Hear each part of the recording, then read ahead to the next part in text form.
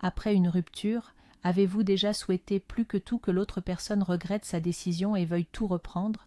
Et si je vous disais que le moyen le plus sûr d'y parvenir est d'arrêter sincèrement de le désirer? Cela peut sembler paradoxal, mais c'est une vérité profonde, ancrée dans 2000 ans de sagesse.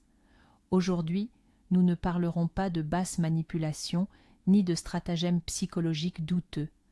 Nous aborderons plutôt la manière de s'éloigner avec dignité, force et sérénité, en nous appuyant sur la philosophie du stoïcisme, et vous découvrirez pourquoi une telle approche vous transforme en une personne inoubliable. Pour commencer, qui sont donc ces stoïciens? En quelques mots, ce sont des philosophes grecs et romains de l'Antiquité, comme Sénèque, Épictète et l'empereur Marc Aurèle. Leur idée maîtresse était la suivante: nous ne pouvons pas contrôler les événements extérieurs, comme les sentiments d'autrui. En revanche, nous maîtrisons entièrement notre propre réaction, et c'est précisément dans cette maîtrise que réside une force et une liberté incroyables. Alors, comment transposer cette sagesse ancestrale à une épreuve aussi douloureuse qu'une rupture amoureuse? Analysons cela étape par étape. Le tout premier pas, et le plus fondamental, est de prendre une décision intérieure, définitive et irrévocable. Saisissez bien la nuance. La plupart des gens utilisent le départ comme une menace, une ultime tentative de manipulation. Si tu ne changes pas, je m'en vais. Cela vous est familier, n'est-ce pas? Cette phrase est dénuée de force. Elle ne traduit qu'une supplication, une dépendance face à la réaction de l'autre. L'approche stoïcienne est tout l'inverse. Votre décision de partir doit mûrir en vous dans un silence absolu, sans ultimatum ni aucune annonce. Vous prenez cette décision non pas pour effrayer autrui, mais pour vous-même. À cet instant précis, tout bascule. Votre énergie, votre regard, votre ton, tout est différent. Vous cessez d'être un quémandeur pour devenir une personne qui a fait son choix, fermement. Votre départ n'est plus un objet de marchandage, c'est un fait accompli. C'est comme le lever du soleil, il se produit, que les autres le veuillent ou non. C'est précisément cette sérénité intérieure, inébranlable, qui constitue le socle de tout ce que nous aborderons par la suite. Sans ce socle, le moindre de vos pas ne serait qu'un vulgaire spectacle. Deuxièmement, dites adieu au drame. Un départ stoïque n'est pas synonyme de porte qui claque ou d'une avalanche de reproches. Souvenez-vous de ce qui se passe habituellement lors d'une rupture, une explosion émotionnelle, des larmes, des cris, une liste interminable de reproches mutuels. Nous voulons instinctivement blesser l'autre pour qu'il ressente notre propre douleur. Mais le stoïcien, lui, sait que ce ne sont là que des signes de faiblesse et un manque de maîtrise. Le drame est, par essence, un appel au secours. C'est une tentative désespérée de s'accrocher à une relation qui s'effiloche, de provoquer une réaction, d'obtenir ne serait-ce qu'un peu d'attention. C'est un signal. Vois ma détresse, sauve-moi. Le stoïque ne demande pas d'aide, il est son propre soutien. Par conséquent, votre mission est de mener la conversation finale avec un maximum de dignité. Aucune accusation, aucune tentative de faire culpabiliser l'autre. Au lieu de cela, un exposé court et clair de votre décision. Je chéris ce que nous avons vécu, mais j'ai pris la décision de poursuivre mon chemin. Point. C'est désarmant. L'autre s'attend à un scandale et se retrouve face à une assurance calme. Ce n'est pas de la froideur, c'est du respect, envers vous-même, envers votre décision et même envers la personne que vous quittez. Passons maintenant à l'outil principal, le véritable super-pouvoir des stoïciens, la dichotomie du contrôle. Ça a l'air complexe, mais le principe est d'une simplicité déconcertante. Imaginez un instant une feuille de papier divisée en deux colonnes. Dans la colonne de gauche, ce que vous pouvez contrôler. Dans celle de droite, ce qui échappe à votre contrôle. Remplissons-les ensemble, en prenant l'exemple d'une rupture. Qu'est-ce qui dépend de vous? Vos paroles, vos actions, votre décision de prendre de la distance, votre dignité, la façon dont vous passerez cette soirée, ce que vous mangerez pour le dîner. Et dans la colonne de droite, les sentiments de l'autre personne, ses pensées, s'il vous manquera, s'il regrettera sa décision, ce qu'il racontera de vous à ses amis, s'il reviendra un jour. Vous saisissez ? 99% de nos souffrances après une rupture proviennent du fait que nous dépensons toute notre énergie mentale dans la colonne de droite. Nous tentons de contrôler l'incontrôlable. C'est la voie directe vers l'anxiété et la folie. Un stoïcien, lui, vous dirait « Ignorez complètement la colonne de droite. Elle n'existe pas pour vous. Toute votre force, toute votre attention, uniquement sur la colonne de gauche. C'est là la clé de la liberté. » Et voici comment cela se manifeste concrètement. Dès l'instant où vous réalisez vraiment que vous ne pouvez pas contrôler les sentiments d'une autre personne, vous cessez de vous poser des questions tourmentantes. Est-ce que je lui manque ? Pense-t-il à moi ? Regrette-t-il sa décision ? Toutes ces interrogations sont une voie directe vers un enfer mental, car vous n'avez pas et ne pouvez pas avoir les réponses. Au lieu de cela, vous commencez à vous poser des questions radicalement différentes. Que vais-je faire aujourd'hui pour ma paix intérieure ? Quel livre avais-je envie de lire depuis longtemps ? Avec quel ami n'ai-je pas échangé depuis longtemps ? Comment puis-je devenir un tout petit peu meilleur aujourd'hui qu'hier ? Remarquez-vous la différence ? C'est un réalignement complet de votre attention. Vous retirez littéralement votre projecteur mental de leur vie pour éclairer brillamment la vôtre. Au début, ce sera difficile.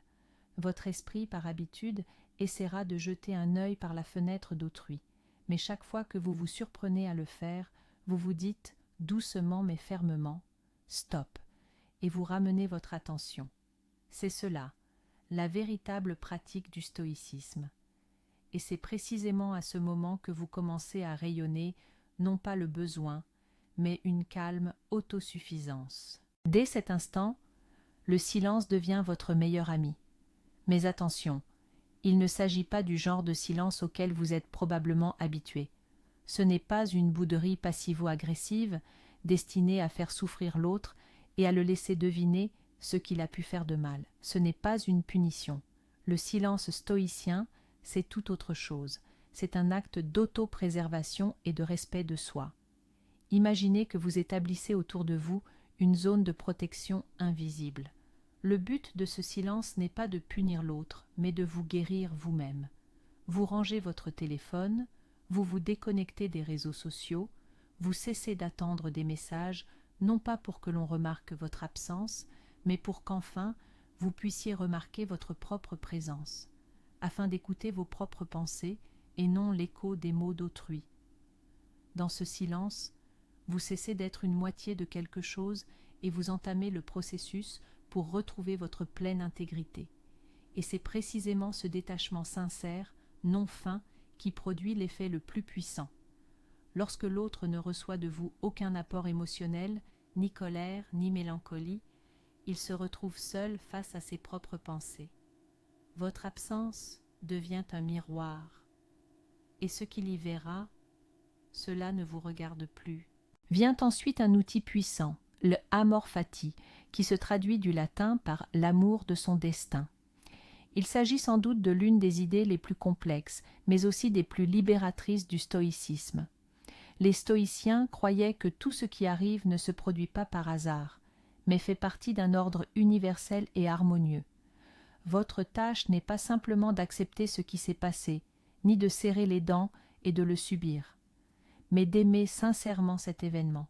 Oui, c'est exactement ça. Aimer le fait que vous ayez rompu, ça paraît dément, n'est-ce pas ? Mais voyons les choses autrement. Une rupture, ce n'est pas la fin du monde, c'est une étape douloureuse, mais essentielle de votre parcours. Au lieu de penser « Pourquoi cela m'est-il arrivé ? Pour quelle raison ?» Posez-vous la question « Que peut m'apprendre cette situation ? Quelle leçon dois-je en tirer ?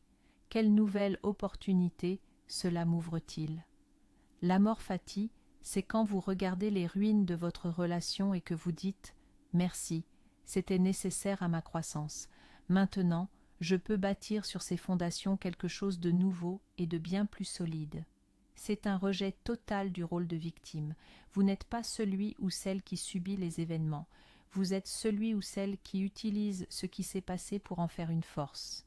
Votre objectif principal est sur le point de changer. Jusqu'à présent, Peut-être inconsciemment, votre unique but était de récupérer cette personne. Vous vérifiez votre téléphone, analysiez les conversations passées, cherchiez des signes cachés. Tout cela était subordonné à cette unique quête. Mais le stoïcisme vous invite à opérer une véritable révolution mentale. Éliminez cet objectif de votre esprit. Il n'est plus pertinent. Votre nouvel objectif, votre nouvelle mission est la suivante. Devenir la personne que l'on ne voudrait jamais perdre. Percevez-vous la nuance? Dans le premier cas, l'attention était portée sur l'autre. Dans le second, elle est exclusivement centrée sur vous-même. Il ne s'agit plus de savoir comment le ou la récupérer. Il s'agit de vous récupérer vous-même, la meilleure, la plus forte, la plus intéressante version de vous-même. Désormais, chacune de vos journées doit être consacrée à ce nouvel objectif.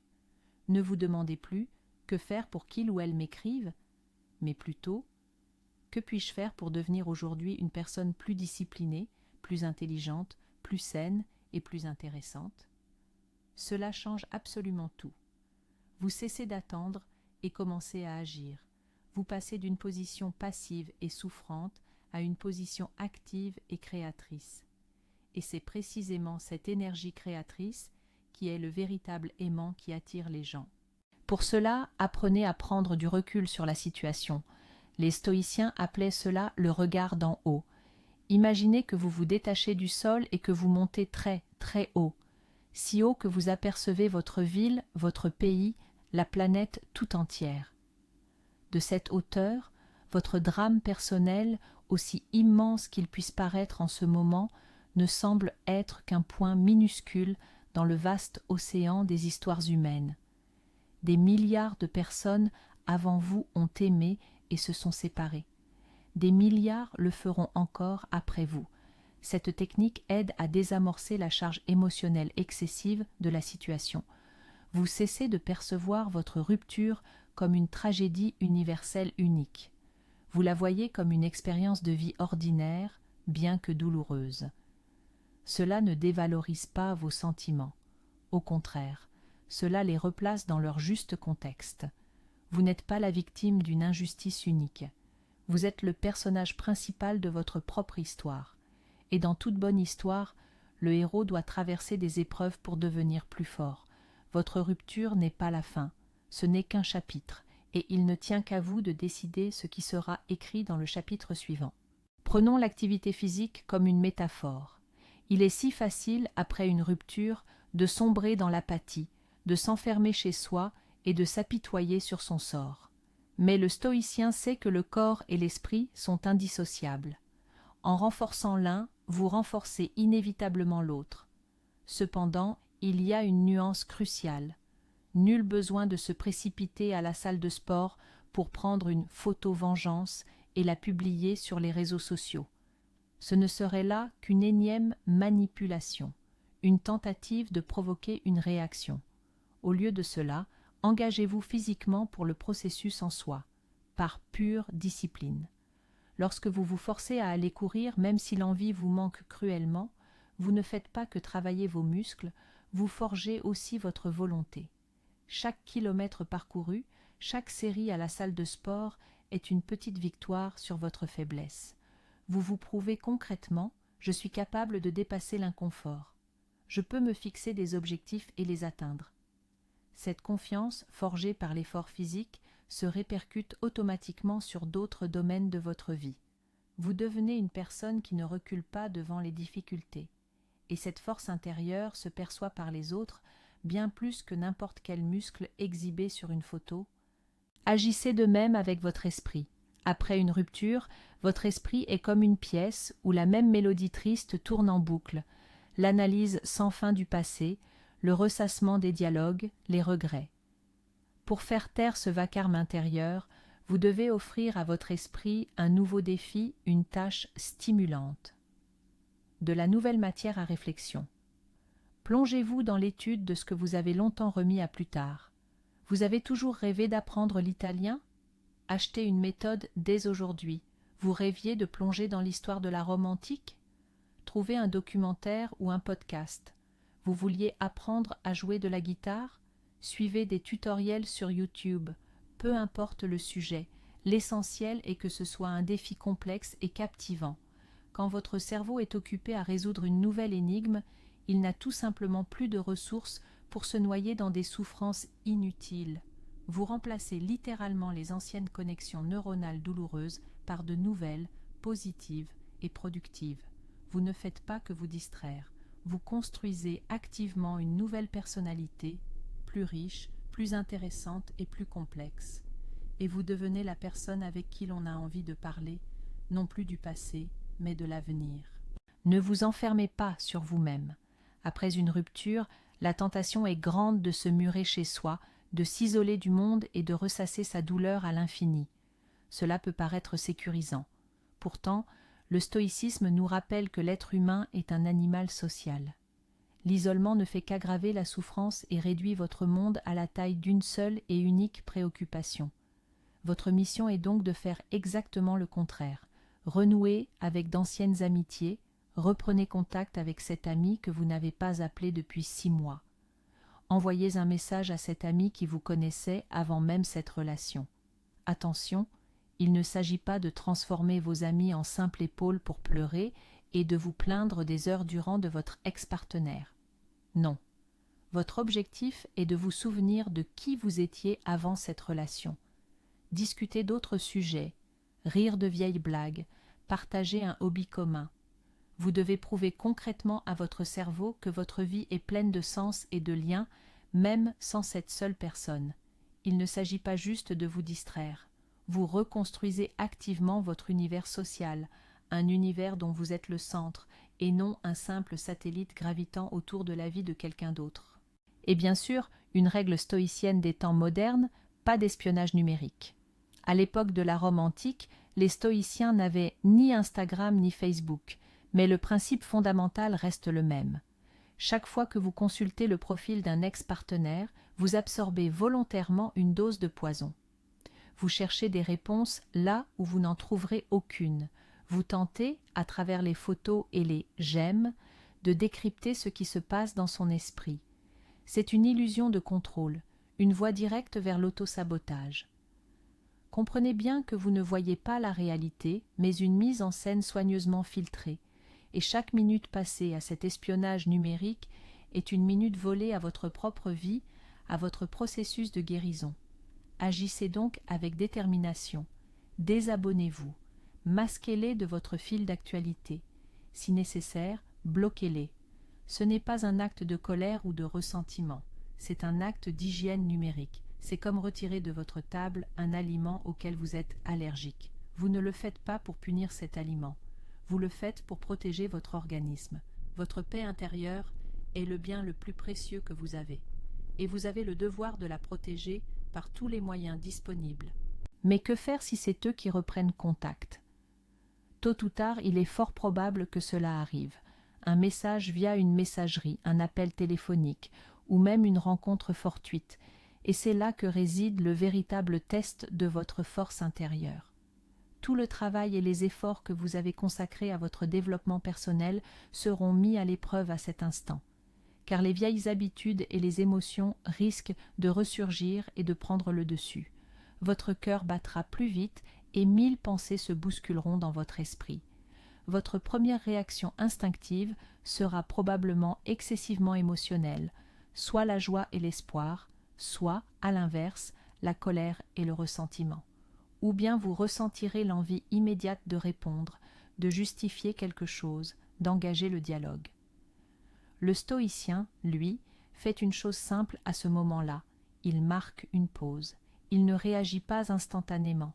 Il se donne le temps nécessaire pour que les émotions se calment et que la raison reprenne le dessus. Il comprend que ce message n'est rien d'autre qu'un événement extérieur et qu'il n'a aucun pouvoir sur lui, à moins qu'il ne lui en accorde un. Votre réaction révélera tout. Êtes-vous toujours sous emprise ou avez-vous enfin trouvé votre liberté? La réponse doit être courtoise, sereine et d'une concision absolue. Décomposons cette formule. Courtoise, parce que vous êtes une personne forte et magnanime.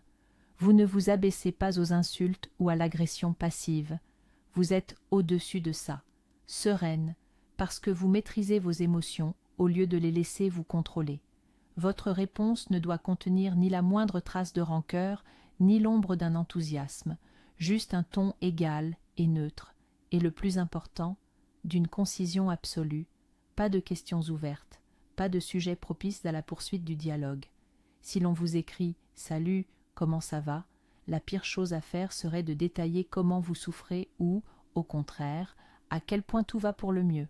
La bonne réponse stoïque serait quelque chose comme « Salut, merci, ça va bien », point final. Pas de questions en retour comme « Et toi, ça va ?» Vous fermez poliment la porte. Vous ne brûlez pas les ponts, mais vous n'ouvrez pas non plus grand les portes. Vous montrez simplement que ce dialogue n'est pas une priorité pour vous. Ce message n'est pas l'événement du siècle. C'est juste l'une des nombreuses notifications sur votre téléphone, et vous avez des choses plus importantes à faire. Votre rôle est de ne pas nourrir de faux espoirs, ni à eux, ni, et c'est encore plus crucial, à vous-même. Très souvent, lorsqu'un message du passé refait surface, nous nous mettons à nous faire des illusions. Et si finalement il avait tout compris? Et si c'était une chance de tout arranger? Nous nous raccrochons à la moindre brindille, car une partie de nous souhaite encore retrouver ce marais familier. Mais un stoïcien comprend que la clarté est la plus haute forme de bienveillance. Des réponses floues, des sous-entendus, accepter une rencontre juste amicale, tout cela est cruel pour les deux parties. Vous ne faites que prolonger l'agonie et repousser l'inévitable. Il est bien plus honnête et humain de tracer une ligne claire. Cela ne signifie pas qu'il faille être impoli. Il s'agit d'être clair. Si l'on vous invite à prendre un café pour juste discuter, et que vous savez que cela ne mènera à rien de bon, la meilleure réponse est « Merci pour l'invitation, mais je vais devoir refuser ». Sans donner d'explication, sans avoir à vous justifier, parce que vous n'avez pas à vous justifier auprès de quiconque. Votre non est une réponse complète et suffisante en soi. De cette façon, vous préservez votre dignité et ne permettez ni à vous-même ni à l'autre personne de rester prisonnier des illusions. Il faut bien comprendre une chose essentielle. Rien n'est plus irrésistible qu'une véritable autonomie émotionnelle. Alors, de quoi parle-t-on exactement? Il ne s'agit pas d'une indifférence feinte ni d'un masque de froideur. C'est un état intérieur profond, une sérénité où votre bonheur et votre équilibre ne dépendent absolument pas de la présence ou de l'absence d'une autre personne dans votre vie. Une personne qui cherche constamment l'approbation, qui est suspendue à l'attente d'un message, prête à annuler tous ses projets pour une rencontre éphémère, dégage une énergie de besoin, de manque. C'est comme si elle criait au monde entier « Je suis incomplet, sans toi ». Une personne autonome, en revanche, rayonne une énergie tout autre. Son message est clair. J'apprécie ta compagnie et je suis bien avec toi, mais je le suis tout autant, voire plus, avec moi-même. Ma vie est pleine et intéressante, que tu y sois ou non. Et c'est précisément ce deuxième type de personne qui devient un véritable aimant. Pourquoi ? Parce que personne n'a envie d'être la béquille de quelqu'un d'autre. Les gens sont attirés par les personnes qui sont entières, vers celles et ceux qui peuvent partager leur propre plénitude, au lieu de chercher à combler leur vide aux dépens d'autrui. Et quand vous devenez véritablement cette personne, la question « Comment la récupérer ?» ne se pose tout simplement plus. À la place, une autre question émerge. En ai-je vraiment encore besoin, moi ? Les stoïciens méditaient souvent sur la mort, le célèbre « memento mori » qui signifie « souviens-toi que tu es mortel ». À première vue, cela peut sembler sombre, voire déprimant. Pourquoi se tourmenter avec la mort, surtout lorsque la vie nous malmène déjà? Pourtant, c'est en réalité l'un des principes les plus porteurs de vie. Il ne s'agit pas de pessimisme, mais d'un rappel puissant. Votre temps sur cette terre est limité. Chaque jour passé à souffrir pour une personne qui a choisi de quitter votre vie est un jour que vous vous volez à vous-même, un jour que vous ne récupérerez jamais. Lorsque vous contemplez votre rupture à travers le prisme du memento mori, elle perd de son importance universelle. Vous vous posez alors la question « Est-ce que je veux vraiment gaspiller ma vie unique et précieuse dans l'attente et les larmes, ou est-ce que je veux utiliser ce temps pour apprendre, grandir, voyager, créer, aimer. Cette pensée agit comme une douche froide. Elle nous ramène à la réalité, nous poussant à revoir nos priorités. La douleur d'une rupture peut sembler immense, mais elle n'est rien comparée à la douleur de réaliser que vous avez gâché des années de votre vie. Se souvenir de sa mortalité, c'est véritablement commencer à apprécier la vie, ici et maintenant. Faites de la douleur de votre séparation un véritable carburant. Imaginez l'énergie colossale que vous dépensez à ruminer, à ressasser. Les nuits blanches, les conversations interminables avec vos amis, l'analyse du passé, l'anxiété face à l'avenir, tout cela puise dans vos ressources mentales et émotionnelles. Actuellement, cette énergie se retourne contre vous, vous consume de l'intérieur. Et si vous la faisiez pivoter à 180 degrés, les stoïciens affirmaient que chaque obstacle sur votre chemin peut devenir le chemin lui-même. Votre douleur n'est pas un mur, c'est un tremplin. C'est une énergie concentrée que vous pouvez et devez canaliser vers des objectifs constructifs. Vous sentez monter la mélancolie? Ne la noyez pas dans les séries ou la nourriture. Au lieu de ça, enfilez vos baskets et courez jusqu'à ressentir une agréable fatigue. Vous ressentez de la colère et de l'amertume? Canalisez cette rage pour apprendre une nouvelle compétence complexe ou pour faire un grand ménage chez vous. Transformez le chaos de vos émotions en un ordre nouveau dans votre vie. Chaque fois que vous agissez ainsi, vous ne faites pas que vous distraire. Vous accomplissez un acte d'alchimie. Vous changez le plomb de la souffrance en or de la croissance personnelle. Votre douleur devient votre ressource principale pour bâtir une nouvelle et meilleure version de vous-même. Et c'est là que nous abordons le paradoxe majeur. Dès l'instant où vous aurez véritablement bâti une vie où il n'y a tout simplement plus de place pour lui, il y a de fortes chances qu'il veuille y revenir. Pensez-y un instant. Vous avez franchi toutes les étapes précédentes. Vous avez pris une décision. Vous avez renoncé au drame. Vous vous êtes concentré sur ce que vous pouviez contrôler. Vous êtes devenu plus fort, physiquement et intellectuellement. Vous vous êtes entouré d'amis. Votre vie s'est remplie de nouveaux sens, de nouveaux objectifs et de nouveaux centres d'intérêt. Et qu'est-ce qui se passe alors? Vous n'attendez plus de messages. Vous ne consultez plus ces réseaux sociaux. Vous êtes sincèrement et pleinement absorbé par votre propre vie, devenue passionnante. Votre bonheur ne dépend plus de sa présence. Et c'est précisément à ce moment-là que votre absence devient réellement palpable pour lui. Il ne voit pas une personne qui souffre, mais une personne qui s'épanouit. Il voit que le monde ne s'est pas effondré après son départ, mais qu'au contraire, il est devenu plus lumineux et plus intéressant pour vous. Et cela provoque une dissonance cognitive extrêmement puissante. Son ego est blessé, sa certitude d'être irremplaçable est ébranlée, et l'impulsion naturelle est de vouloir vérifier: ai-je encore de l'emprise sur cette personne?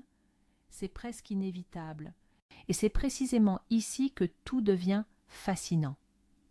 Le tournant que vous n'aviez sans doute pas vu venir. C'est au moment même où leur retour cesse d'être votre objectif principal, lorsque vous trouvez le bonheur en vous-même, plutôt que dans l'approbation ou la simple présence de l'autre, que vous devenez le plus précieux à leurs yeux.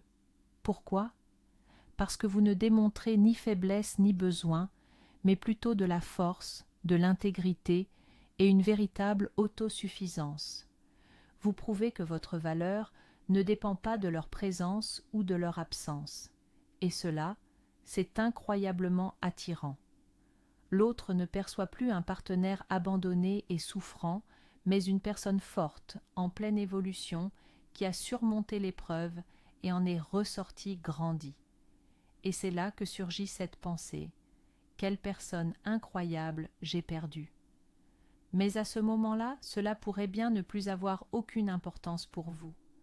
Le départ stoïque, ce n'est donc pas une simple tactique, c'est une véritable philosophie.